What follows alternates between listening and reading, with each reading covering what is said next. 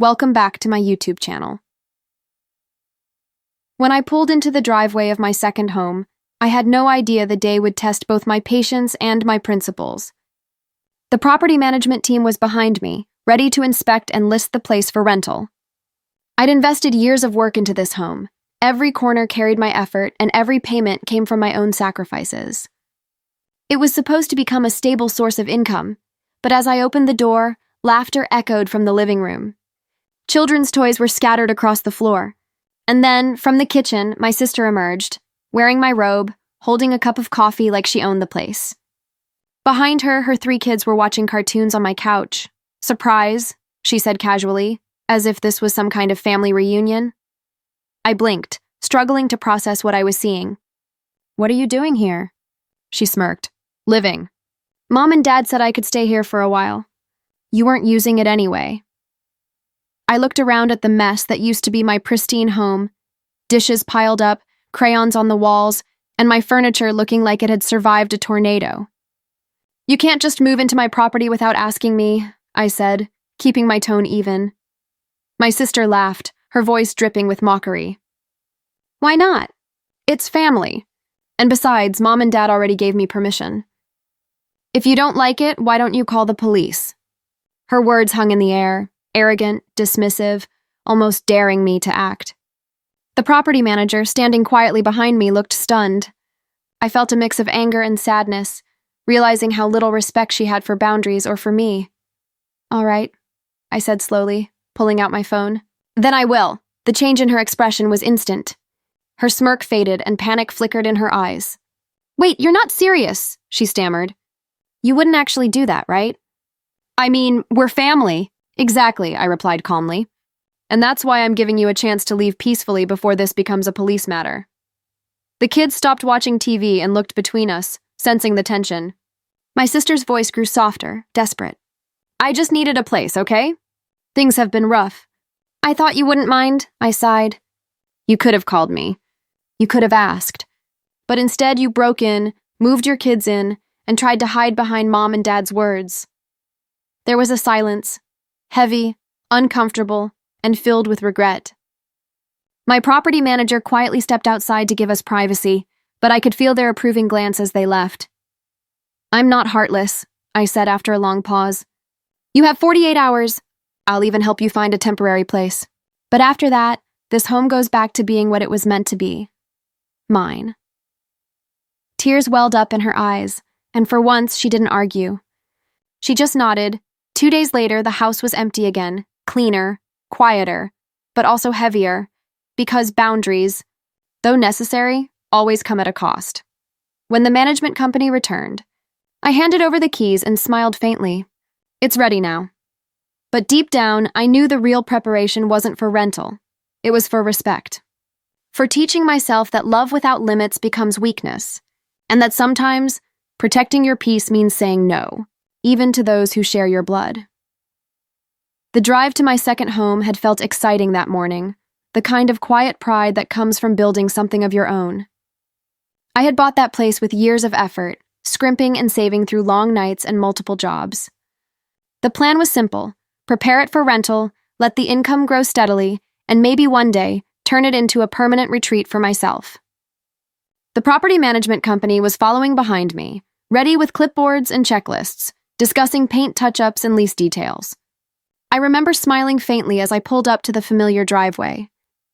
The house looked calm, peaceful, untouched by time, but as soon as I unlocked the door, that illusion shattered. The faint smell of food wafted through the air, something home-cooked, recent. I frowned. The house was supposed to be empty. The sound of laughter, small feet running across the floor, and the cartoon music from the TV in the living room hit me like a wave. I froze on the threshold, my brain struggling to piece together what I was hearing. Then out from the kitchen, she appeared, my sister.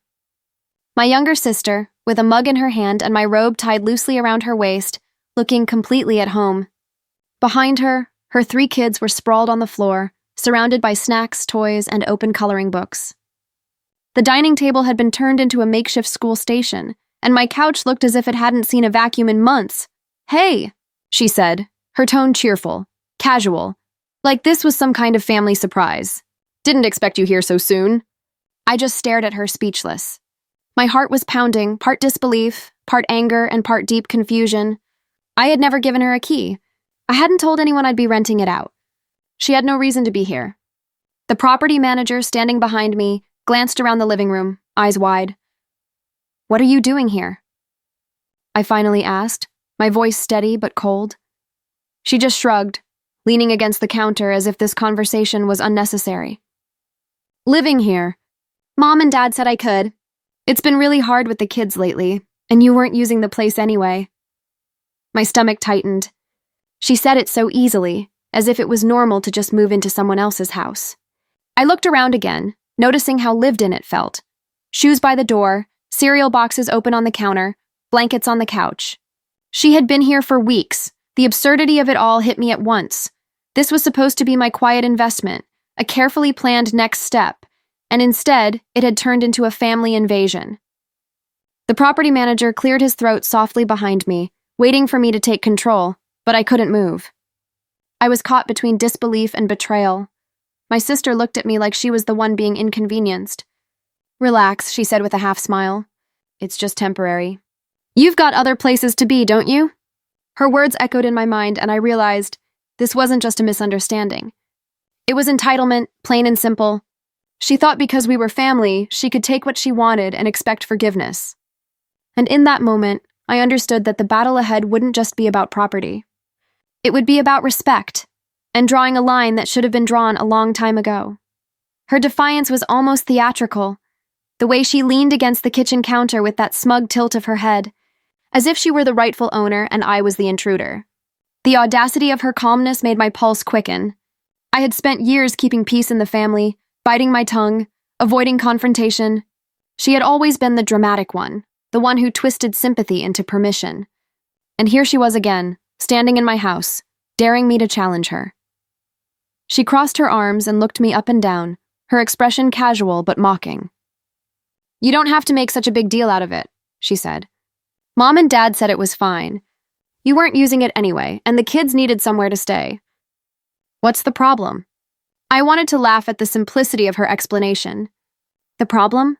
The problem was that she'd trespassed into my property, turned it into her personal playground, and now acted like she'd done me a favor.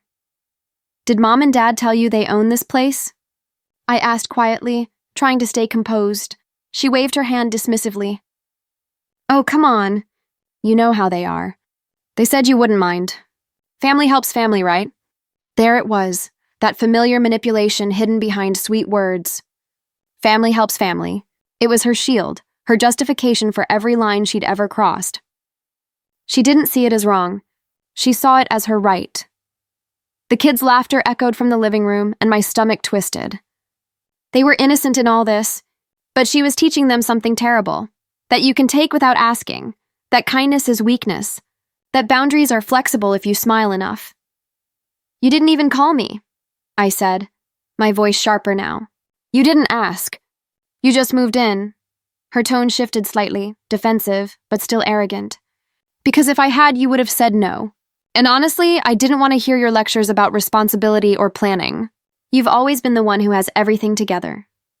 I just needed a break, okay?" I felt a flicker of pity, but it quickly faded when I saw the state of the house. Stains on the carpet, crayons on the wall, a sticky trail on the dining table. My home wasn't just occupied. It was being ruined. The property manager, still standing by the door, glanced at me uncertainly. I could almost hear his thoughts. "Do you want me to call security? Do we need to leave?" But I held up a hand slightly, signaling him to wait. I wasn't ready to back down. Not this time. My sister smirked again, mistaking my silence for surrender. "Look, you can rent it later," she said lightly. "We'll only be here for a little while. I'll clean up. It's not a big deal." Her confidence was astonishing, like she believed she was untouchable because she carried the same last name. It wasn't just disrespect. It was entitlement grown from years of being enabled, and I could feel something changing inside me. A firmness, a quiet strength that had been waiting for a moment like this. I met her gaze and said evenly, "You can't stay here, not without my permission. This isn't about Mom or Dad, it's about ownership and about respect. something you've mistaken for generosity for far too long." For the first time, her smile wavered. She wasn't used to me standing up to her. She blinked, unsure whether to laugh or take me seriously. And in that pause, I realized she thought she could bluff her way through this. She thought she could guilt me, charm me, or twist my words until I caved like I always had. But this time I wasn't here to argue. I was here to take back what was mine. I stood there, forcing myself to stay calm while every instinct in me wanted to shout. Years of family tension simmered beneath the surface. The unspoken hierarchy where I was always expected to be the reasonable one, the helper, the one who understood. My sister knew that. She was banking on it. She thought I'd hesitate, swallow my anger, and walk away like always, but I didn't. I simply looked around, absorbing every detail, the way my framed photos had been replaced by hers. My neatly arranged shelves now cluttered with random toys and half-empty cups. My expensive sofa had stains, and my books lay scattered as if no one cared they belonged to someone else. It wasn't just the mess. It was the casual disrespect, the assumption that what was mine could easily become hers. She seemed completely at ease, almost enjoying the tension. "You're so serious," she said with a small laugh. "Relax, the kids are comfortable here. It's not like you were using this place." I said nothing, letting her words hang between us. Her laughter faltered slightly as the silence stretched. There was power in quiet, something she had never learned. I could see her trying to read me, searching for the usual signs of softening, for that familiar sigh of surrender. But it wasn't coming this time. Behind me, the property manager shifted awkwardly.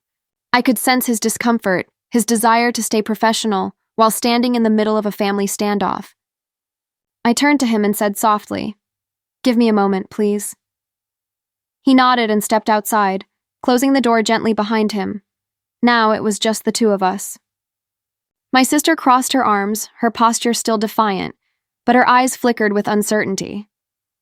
"You're not really angry, are you?" she asked, her tone playful, testing. "You know how Mom gets—" She said you wouldn't mind. "You've got plenty already. Why are you acting like I stole something?" That word, stole, hit the air between us like a crack. She hadn't meant to say it, but it was the truth, and we both knew it. Her eyes darted away for a second, and I could see the faint tremor in her hand as she set her cup down on the counter. "I'm not acting," I said quietly. "You broke into my home, moved your family in, and now you're mocking me for caring. Do you even hear yourself?" Her jaw tightened. "Oh, come on. Don't make this dramatic. I just needed a place, okay? Why are you being so cold?"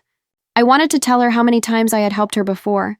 The bills I'd covered, the rides I'd given, the times I'd defended her when she was wrong. But I stopped myself. This wasn't about history. It was about now. It was about standing in my own space and realizing that if I didn't enforce my boundaries, no one else would. She turned away, pretending to busy herself with something on the counter. "You wouldn't actually kick me out," she said, her tone suddenly quieter, almost nervous. "You're not that kind of person." I took a step forward, my voice low but steady. "Maybe I wasn't, but you've left me no choice." The shift in the room was subtle but unmistakable. The confidence in her posture began to waver. Her shoulders tensed, her breath quickened. She could sense it, that something in me had changed. The calm I carried wasn't weakness anymore. It was resolve, and for the first time, she began to look unsure of her own power. When I finally said, "Then I will," the words came out calm, too calm even for me. I didn't raise my voice or threaten. I just said it like a fact, like something inevitable. The sound of it sliced through the room sharper than any shout could have. My sister froze, her smirk collapsing instantly. For a few seconds, she simply stared at me, trying to decide if I was bluffing. She had heard those words before, but never from me. I'd always been the one who let things go, who turned the other cheek in the name of keeping peace. But this time, peace wasn't worth the price. Her coffee cup clattered slightly as she set it down too fast. "You're kidding, right?" she asked, her laugh uncertain now, edged with something close to fear. "You wouldn't really call the police. That's ridiculous." I slipped my phone out of my bag, my eyes never leaving hers. "You said I should, remember?" "You dared me to," her breath caught. "I was joking," she said, voice rising. "You don't have to take everything so literally." I tilted my head slightly, keeping my tone even.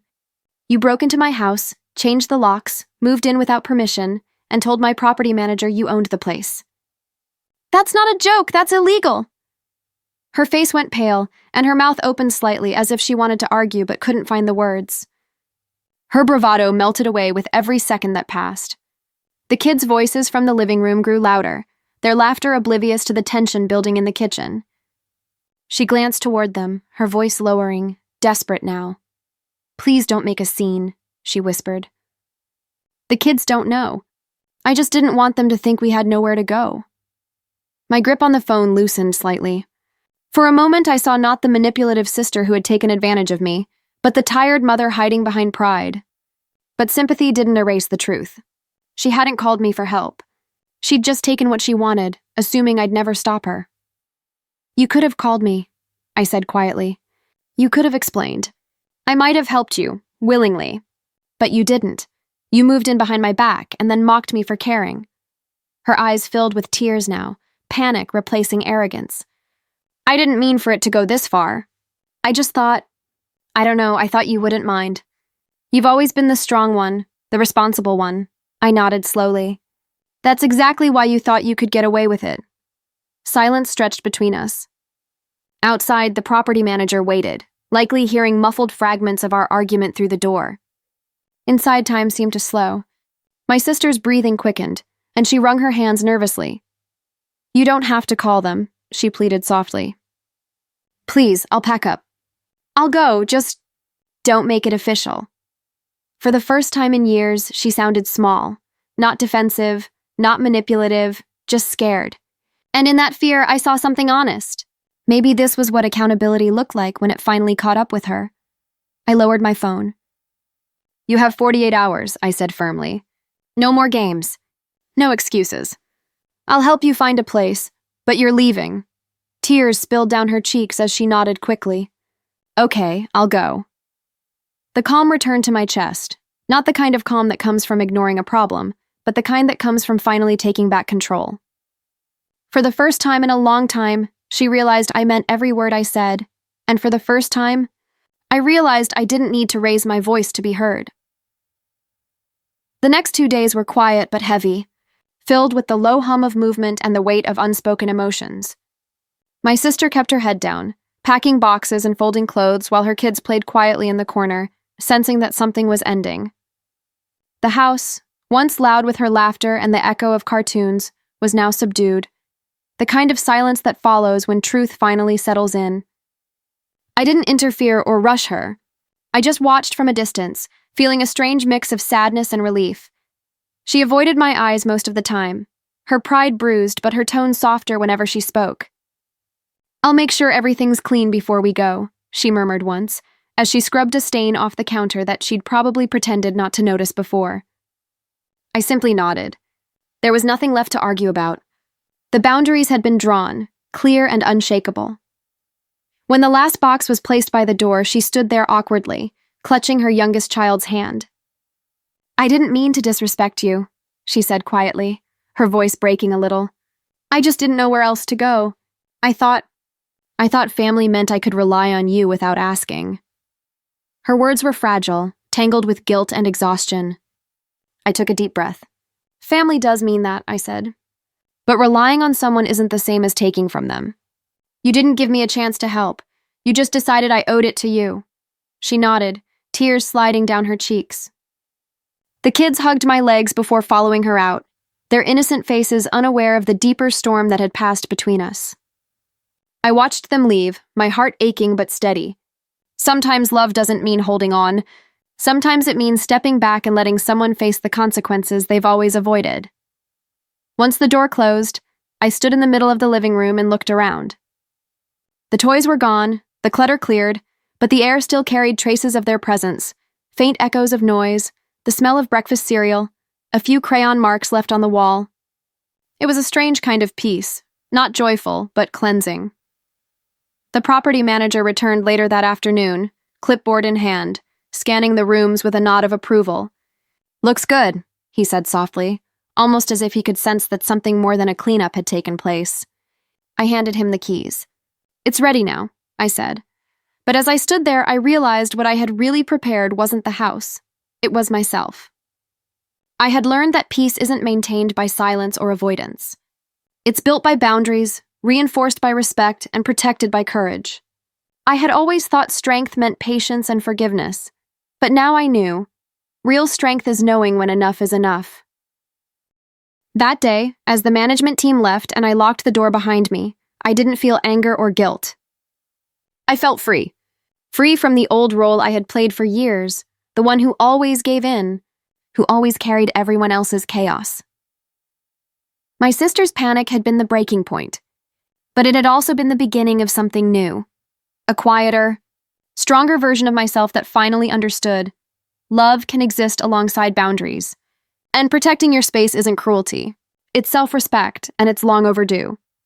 As I drove away from the house, I caught one last glimpse of it in the rearview mirror. The same house that had once been a symbol of investment and responsibility, now standing as a quiet monument to self-respect. The sun dipped low, washing the walls in gold, and for the first time, I didn't feel burdened by what had happened. I felt lighter. Family love is powerful, but without boundaries, it turns into something fragile and consuming. My sister had tested those limits, not out of malice, but out of habit. A habit born from years of me saying yes when I should have said no. And in facing her, I hadn't just reclaimed my home. I had reclaimed my voice. In the silence of that moment, I realized that standing firm doesn't make you cold. It makes you whole. Sometimes the hardest thing isn't confronting others. It's confronting the part of yourself that keeps giving even when it hurts. I had walked into that house to prepare it for rental, but what I really did was prepare myself for peace. And this time I knew no one would take that away again.